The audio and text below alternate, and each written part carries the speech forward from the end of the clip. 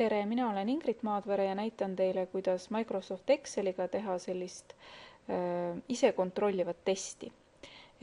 Mul on siin nüüd näha tehted, siis vastuste osa on tühi ja siis on kontrolli osa, mis siis ütleb, et kas proovi veel või siis kui vastus on õige, siis ütleb, et see on õige. No proovime ka. 2 + 3 on 5, sisestame 5, ütleb, et on õige. 21 jagatud 3-ga on 7, õige.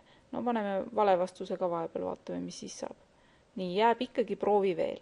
Nii, ja niimoodi siis on võimalik teha ise selliseid enesekontrolli teste ja nüüd vaatame, kuidas siis sellist asja teha. Võtan siit lahti uue lehe. Nii, paneme siis ka pealkirjaks arvuta ja kõigepealt mõtleme siis välja need tehted, mis võiksid olla. Et näiteks siis 3. Nüüd, kui ma tahan mingisugust märki panna nagu pluss, siis ma panen enne tühiku ja siis teen plussi, sellepärast et muidu ta loeb selle kohe automaatselt valemiks. Nii, 3 + 5 näiteks. Nii, paneme siis 10 nüüd tühik, koolon on jagamise märk meil, 10 jagatud 2-ga. Nii, ja siis paneme ühe korrutamise veel, näiteks 5. Nii, ja nüüd tahan panna korrutamise, aga korrutamise märk, kui ma tahan panna sellise nagu õpikus on, ma pean punkti panema, siis seda ma niisama lihtsalt klaviatuurit ei saa, siis selleks ma sisestan sümboli ja ma panen ikkagi tühiku ka, et nad jääks kõik ühele asukohale. Insert, lisa ja sümbol ja nüüd tuleb siis siit otsida üles, et milline see parasjagu milline sobib. Nii, ma olen viimati kasutanud, ma ei peagi palju otsima. Nii, ja sisesta ja sule. Nii, ja paneme siia 5. Nii, ja teeme ühe lahutamise ka. Näiteks siis 9. Nii, jälle tühik lahutada 3. Nii. Ja nüüd siia järgmisesse veergu peaks mul tulema vastused, aga nüüd ma näen, et ma olen ühe rea jätnud, mul oleks ühte rida juurde vaja. Selleks ma lähen siia ette 2 peale, teen parema hiire klõpsu ja klõpsan insert. Nii, siia kirjutame siis vastus. Ja tegelikult Excel oskab ise arvutada väga hästi. See tähendab, et kui ma nüüd tahaksin näiteks siin teha liitmist, siis ma lihtsalt kirjutan võrdusmärgi, siis et A3, paneme plussi ja määrame järgmise lahtri ja enter ja näete, ta arvutab selle ise ära. Nii, kui nüüd jagamisega oleks tegemist, siis see käib samal viisil. Panen võrdusmärgi, valime selle, jagamise märk on Excelis kaldkriips, määrame selle, hops, ja arvutas ära. Korrutamisel jällegi võrdusmärk, valime lahtri, korrutamisel kasutatakse sellist tärni ja valime jälle lahtri ja enter ja näete, korrutab ära. Ja lahutamisel samamoodi. Aga üleval ja kui me nüüd seda valemit tahame näha pärast, siis see ilmub siia valemi reale. Aga meie tahaksime ikkagi, et need vastused siia ei ilmu. Siis kustutame nad ära ja teeme nüüd siis selle kontrolli osa. Nii, kontroll ja selleks ma pean kasutama valemit. Valemit, mis siis ütleb, kas see vastus on õige või ei ole õige. Valemit me saame sellisest kohast nagu formulas, valemit, ja võtame siis siit funktsiooni ja me peame kõigepealt otsima üles if funktsiooni. Et ma võin siia üles hakata seda trükkima, panna otsi ja siis leitakse see mul üles ja nüüd panen OK. Ja siis mul avaneb selline abistav aken, mis võimaldab mul selle siis teha. Et kõigepealt siis on mul vaja panna siis see, mida ta kontrollib. See tähendab, et ta kontrollib vastust, kui see võrdub see pluss lahter see. Kui see vastab tõele, siis ta kirjutab sinna õige. Ja kui see ei vasta tõele, siis ta kirjutab sinna proovi veel. Nii. Ja nüüd paneme OK.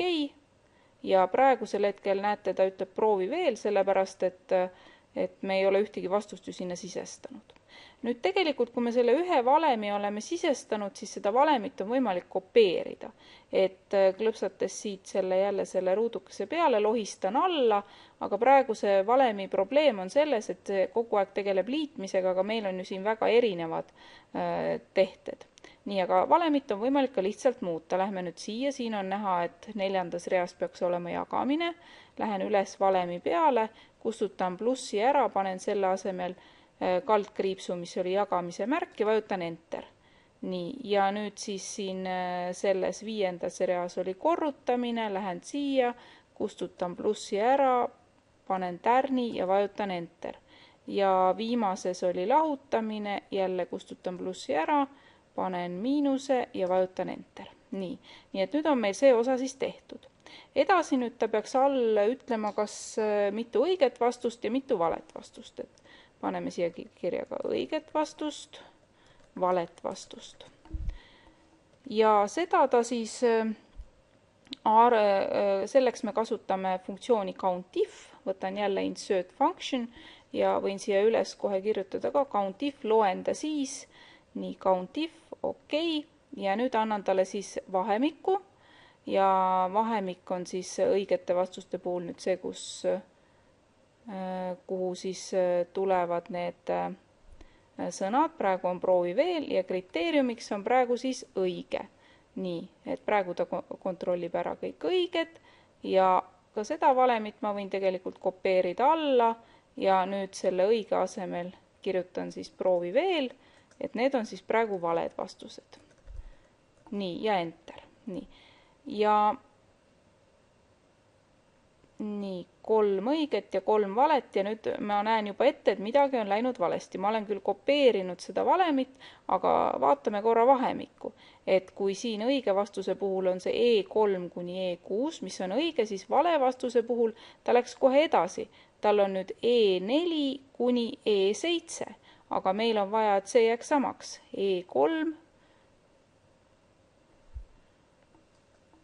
kuni E6. Nii, ja nüüd on õige.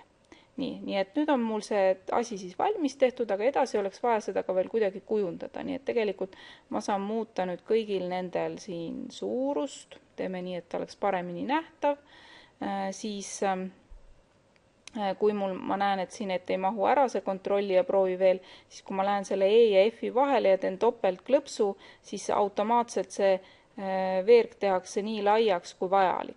Nii arvuta võiks olla keskel, selle selekteerin ära ja valin siit siis selle, kus pannakse merge and send, see pannakse see mul keskele. Ja siis võib ka tegelikult neid lahtreid värvida, et oleks ilusam, et näiteks selle ülemise teeme nüüd seekord siis hoopis siniseks ja selle osa siis, mis siin all on, teeme näiteks helesiniseks ja ma võin ka määrata ära, et tal on kõik need raamid ümber, et tal on raamid vahel. Ja samuti nüüd siin ma näen, et väga ilus see mul siin ei jäänud, siis selle ma võin panna, et kõik need on näiteks keskjoondusega. Ja ka, et vastus tuleb mul näiteks, kui ma seda sisestan, et see tuleb samamoodi keskjoondusega. Nii et seda saab kõike määrata.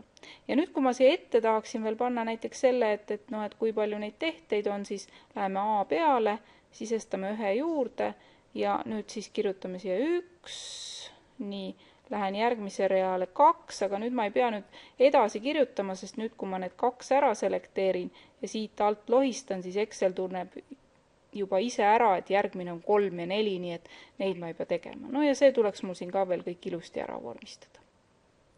Ja veel ma märkan, et mul on jäänud see võrdusmärgi veerg tegemata, selle saan ka juurde teha. Lähen E peale, paremhiire klõps, insert ja nüüd siis jälle, et kui ma paneksin lihtsalt võrdusmärgist, ta arvab, et see on valem, tühik, võrdusmärk ja tegelikult selle võrdusmärgi ma saan ka kopeerida siis igale poole, nii et võtan lihtsalt siit kinni ja lohistan alla. Ja siin ta ongi. Aga niisama lihtne see asi ongi.